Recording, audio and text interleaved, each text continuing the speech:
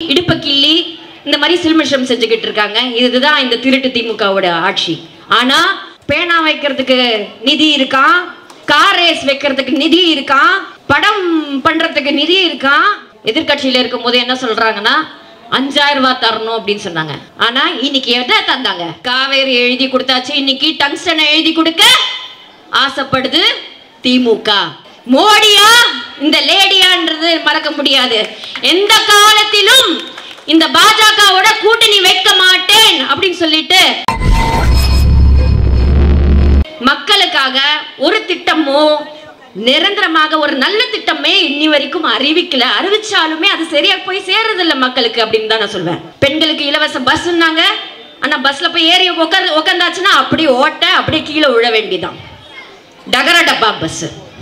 இந்த மாதிரி பஸ்ல நம்மள எப்படி நம்ம டிராவல் பண்ண முடியும்? பெண்கள் அங்க பாதுகாப்பும் இல்லை. கேட்டா அந்த படியில ஏறி நம்ம போயாச்சுன்னா உடனே வந்து நம்மளுக்கு மரியாதை குறைவாக ஓசி பஸ் தானே, நீங்க என்ன ஏறி உட்காந்துட்டு நீங்க ஓசியில டிராவல் பண்ணலாம தானே அப்படின்னு சொல்லிட்டு சொல்றாங்க. ஓசியில வந்ததுனால நீங்க நிக்கணும், உட்கார கூட தேவையில்லை அப்படின்னு தான் அந்த அளவுக்கு தான் உங்களுக்கு மரியாதை கொடுப்பாங்க. சோ இந்த மாதிரி ஏமாற்றக்கூடிய ஒரு திட்டங்கள் தான் இன்னைக்கு வந்து இந்த திருட்டு திமுக. அது முழுக்க முழுக்க பெண்களுக்கு எதிரான திட்டங்கள் அப்படின்னு தான் நான் சொல்வேன். நீங்க பாத்தீங்கன்னா இன்னைக்கு வந்து மிக்சி கிரைண்டர் எதுக்கு கொடுத்தாங்க? உங்களுக்கு திமுக வந்து டிவி கொடுத்தாங்க.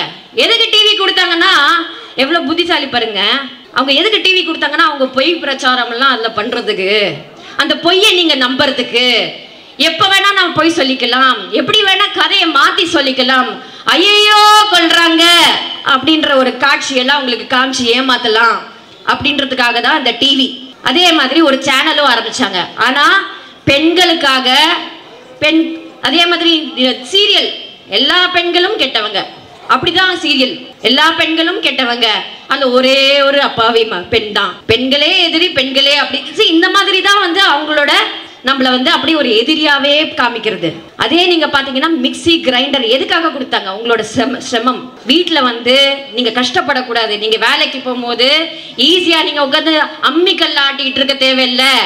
ஆனா இதெல்லாம் ஈஸியா ஆக்கிறதுக்காக தான் புரட்சி தலைவி அம்மா அவர்கள் உங்களுக்கு கொடுத்தாங்க. அதே மாதிரி ஸ்கூட்டி கொடுத்தாங்க.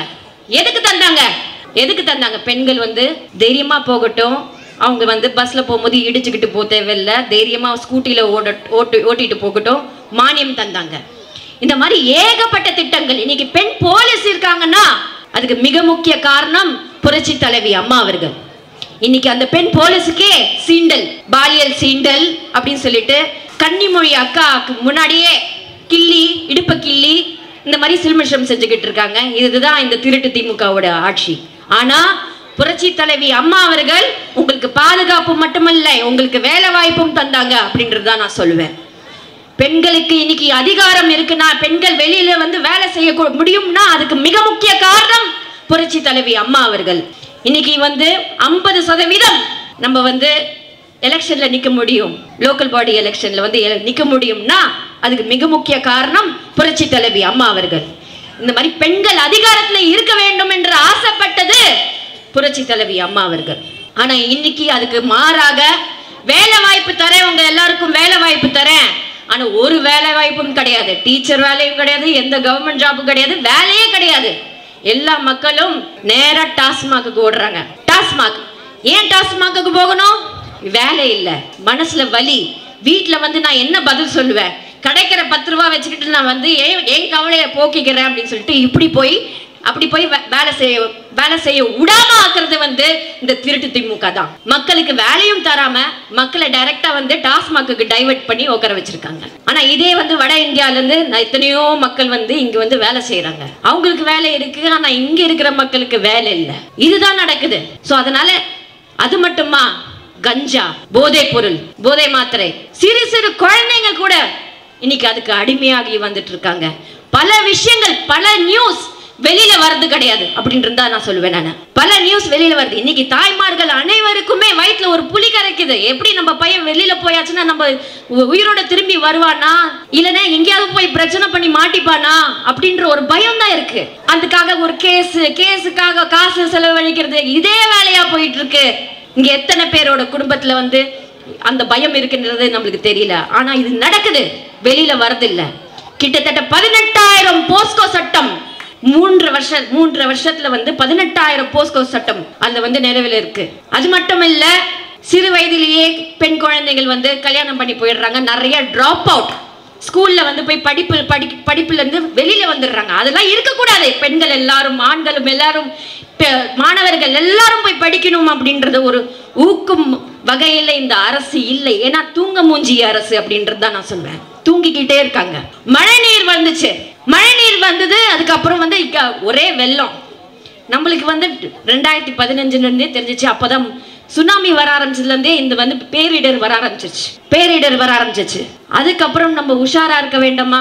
2015 வந்து நம்ம வந்து ஃபர்ஸ்ட் முதல் முறையாக ஒரு பயங்கரமான ஒரு மழை நம்ம எதிர்கொண்டோம். எதிர்பாராத அளவுக்கு ஒரு மழை, அது பேரிடர் தான். ஆனா இம்மீடியட்டா புரட்சி தலைவி அம்மா அவர்கள் உடனே வந்து மக்களுக்கு என்ன தேவையோ இம்மீடியட்டா செஞ்சாங்க. உடனே செஞ்சாங்க. என்ன தேவையோ உடனே செஞ்சாங்க. ஆனா அதுக்கப்புறமும் புரட்சி தமிழர் எடப்பாடியார் அவர்களும் ஆட்சியில் இருக்கும் போது எத்தனையோ பேரிடர் சந்திச்சோம். ஆனா இம்மீடியட்டா அப்ப கூட உடனே என்ன மக்களுக்கு என்ன தேவையோ அதெல்லாம் வந்து இது பண்ணாங்க. ஆனா இங்க திருட்டு திமுக வந்துச்சு. 4,000 கோடிக்கு வடிகால் நாங்க வந்து செஞ்சோம் அப்படின்னு சொல்லிட்டு ஒரு அங்கேயும் ஒரு காந்தி கணக்கு. ஏன்னா எல்லாம் சர்க்கரையில இருந்து கூவம்ல இருந்து எல்லாமே காந்தி கணக்கு தான். எங்க போகுது அந்த பணம் அப்படின்றது நம்மளுக்கு தெரியவே இல்லை. வடிகால் வந்து சுத்தமா பண்ணாம பல இடத்துல வட சென்னையில சரி, தென் சென்னையிலும் சரி, எல்லா பக்கமும் வெள்ளம். அப்படி 4-5 நாள் 15 நாள்லாம் வந்து நின்றுட்டு இருக்கு. இன்னைக்கு சமீபத்துல வந்த 2024 வந்த வெள்ளத்துல கூட நீங்க பாத்தீங்கன்னா என்ன மாவட்டம்? விழுப்புரம் மாவட்டம் அப்படி 15 நாள் வந்து தண்ணியில வந்து ஸ்தம்பிச்சிருந்தது. இதெல்லாம் வந்து எத்தனை மணிக்கு வந்து நீங்க காலையில எழுந்திரிச்சு வந்து நீங்க வந்து பார்க்கணும். 2:30 மணி மத்தியானம் வரைக்கும் உதயநிதி அவர்கள் வந்து உறங்கி கொண்டிருந்தால் அதுக்கு முன்னாடி நாள் என்னவோ அது என்ன பார்ட்டியோ இல்லை என்ன பண்ணாங்க நம்மளுக்கு தெரியாது. ஆனா மக்கள் வந்து ஒரு மழை வரப்போகுது அப்படின்னா நீங்க எத்தனை மணிக்கு நீங்க களத்துல இருப்பீங்க? ஒரு 4 மணிக்கு 5 மணிக்கு மழை வரப்போதா நான் 4 மணிக்கு இருப்பேன். ஆனா அது செய்யலையே. நீங்க வந்தது மத்தியானம் 2:30 மணிக்கு. மக்கள் எல்லாருமே அவஸ்தைப்பட்டு அவங்களோட பொருள் எல்லாம், அவங்க கஷ்டப்பட்டு சம்பாதிச்ச பொருள் எல்லாம் வாங்கி வச்சு உள்ள அப்படி அது எல்லாமே சேதமடைஞ்ச போது உள்ள வர்றாங்க. கேட்டா வந்து எனக்கு மத்திய அரசு நம்மளுக்கு நிதி தரல அப்படின்றது வந்து இதெல்லாம் போங்கு. பேனா வைக்கிறதுக்கு நிதி இருக்கான், கார் ரேஸ் வைக்கிறதுக்கு நிதி இருக்கான், படம் பண்றதுக்கு நிதி இருக்கான். ஆனா மக்களுக்கு நிதி இல்லை அப்படின்னு சொல்லிட்டு சொல்றாங்க. பேர்லயே நிதி வச்சு போய் சொல்ற ஒரே குடும்பம் இந்த கருணாநிதியின் குடும்பம் மட்டும்தான் அப்படின்றது நான் சொல்வேன். நான் அதே மாதிரி இன்னைக்கு பொங்கல் பரிசு புரட்சி தமிழர் ஐயா எடப்பாடியார் அவர்கள் அனைவருக்கும் 2,500 ரூபாய் கொடுத்தாங்க. அப்போ வந்து என்ன சொன்னாங்க? எதிர்கட்சியில இருக்கும்போது என்ன சொல்றாங்கன்னா 5,000 ரூபாய் தரணும் அப்படின்னு சொன்னாங்க. ஆனா இன்னைக்கு எதை தந்தாங்க? அந்த சர்க்கரையும் பார்க்க முடியல, அரிசியும் 1 கிலோ அரிசி, அதுவும் வந்து எந்த மாதிரி அரிசின்றது கூட நம்மளுக்கு தெரியல. புடவை தரேனாங்க, வேஷ்டி தரேனாங்க. அது பாதி பேருக்கு டோக்கன் போச்சு, பாதி பேருக்கு டோக்கன் போகல. அங்க அடிதடி சண்டை இதுதான் நடந்துச்சு. ஆனா இதே அனைத்து இந்திய அண்ணா திராவிட முன்னேற்ற கழகம் ஆட்சியில் இருக்கும் போது உங்களுக்கு தவறாமல் முறையாக உங்களுக்கு என்னென்ன பொருள்கள் தேவையோ அத்தனை பொருளும் தரமாக தந்தாங்க அப்படின்றதுதான் நான் சொல்வேன் நானு. ஆனா இன்னைக்கு அத்தனை விஷயமும் உங்களை ஏமாத்தி கொண்டிருக்காங்க. இன்னைக்கு நம்ம எல்லாருக்குமே தெரியும், கச்சத்தீவை எழுதி கொடுத்தாச்சு, காவேரி எழுதி கொடுத்தாச்சு. இன்னைக்கு டங்ஸ்டனை எழுதி கொடுக்க ஆசைப்படுது திமுக. டங்ஸ்டன் ஏன் எல்லாத்திலையும் சொரண்டி எடுப்பீங்களா? சொரண்டி எவ்வளவுதான் நீங்க எடுக்க போறீங்க? நம்மளோட அஸ்திவாரம் வந்து ஸ்ட்ராங்கா இல்லைன்னா என்ன ஆகும்? தமிழ்நாடோட மண்ணு அவ்வளவுதான். ஒரு காலத்துல நம்ம வந்து லிமோனியான ஒரு கண்டம் இருந்துச்சு, அது காணாம போச்சு. இந்த மாதிரி தோண்டிக்கிட்டே இருந்தான்னா இதுவும் காணாம போயிடும். இந்த மாதிரி அழிவுக்காக இந்த விஷயத்தை பண்ற ஒரே ஒரு ஆட்சி வந்து இந்த திருட்டு திமுக ஆட்சி மட்டும்தான். இன்னைக்கு கூட நம்ம அனைத்து இந்திய அண்ணா திராவிட முன்னேற்ற கழகத்தின் ஒரு பிரமுகர் ஜெகபர் அலி அவர்கள் ஒரு லாரியாலை அடிச்சு கொண்டிருக்காங்க. ஏன்னா அவர் வந்து கல்குவாரிக்கு எதிராக குரல் கொடுத்த ஒரே காரணத்துக்காக, எவ்வளவு ஒரு குரல் கொடுத்ததுக்காக, மக்களுக்காக தானே குரல் கொடுத்தாங்க. அவரை ஏத்தி கொண்டாச்சு. யார் அந்த மாஃபியா தெரியாது. நீங்க யார் கேட்டீங்கன்னா உடனே பயந்து போய் இவங்க எல்லாரும் சேர்ந்து ஒரு டிராமா போடுவாங்க. இதுக்கு ஒரு துணையாக இருக்கிறது இந்த பாஜக, இந்த திருட்டு பாஜக. இவங்களும் திருடர்கள் தான், அவங்களும் திருடர்கள் தான். மக்களுக்காக இதுவரைக்கும் கேஸ் விலையோ எந்த விலையோ உங்களுக்கு குறைக்கல. டாக்ஸி எடுத்துக்கிட்டே போயிட்டு இருக்காங்க. பொருளாதாரம் வீக்கம். நம்மளுக்கு பொருளாதாரம் கையில இல்ல.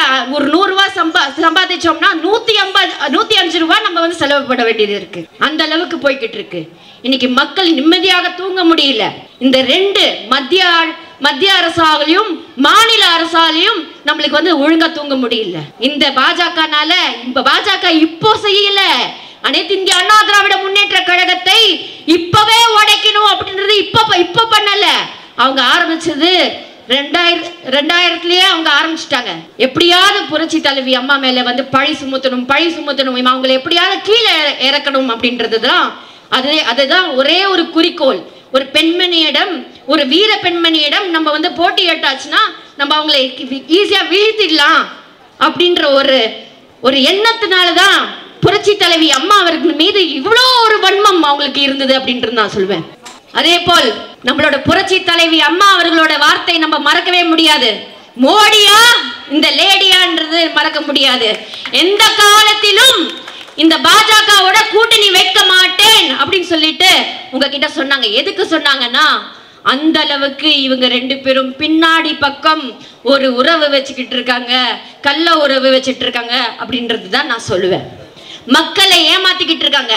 நீ திருடு, நான் உன்னை காட்டி கொடுக்க மாட்டேன், நான் திருடுறேன், நீ காட்டி கொடுக்காத, இப்படிதான் போய்கிட்டு இருக்கு இந்த ஆட்சி. ஆனா மக்கள் எல்லாரும் இன்னைக்கு வந்து என்ன பண்றதுன்னு தெரியல. இன்னைக்கு ஏகப்பட்ட கட்சிகள் வந்தாலுமே ஒரே ஒரு விஷயம் மக்கள் அனைவரும் நன்றாக புரிந்து கொள்ள வேண்டும். அனைத்து இந்திய அண்ணா திராவிட முன்னேற்ற கழகம் தான் மீண்டும் எம்ஜிஆர் ஆட்சி, புரட்சி தலைவர் எம்ஜிஆர் ஆட்சி கொண்டு வர முடியும். இதே தெய்வம் அம்மா புரட்சி தலைவி அம்மாவோட ஆட்சியை கொண்டு வர முடியும். ஐயா எடப்பாடியார் அவர்கள் உங்களுக்கு ஒரு நல்லாட்சி கொடுத்து மீண்டும் முதல்வர் ஆனா மட்டும்தான் உங்க எல்லாருக்கும் எல்லா பிரச்சனைக்கும் ஒரு தீர்வு கிடைக்கும் அப்படின்றது அடிச்சு சொல்லுவேன் நான்.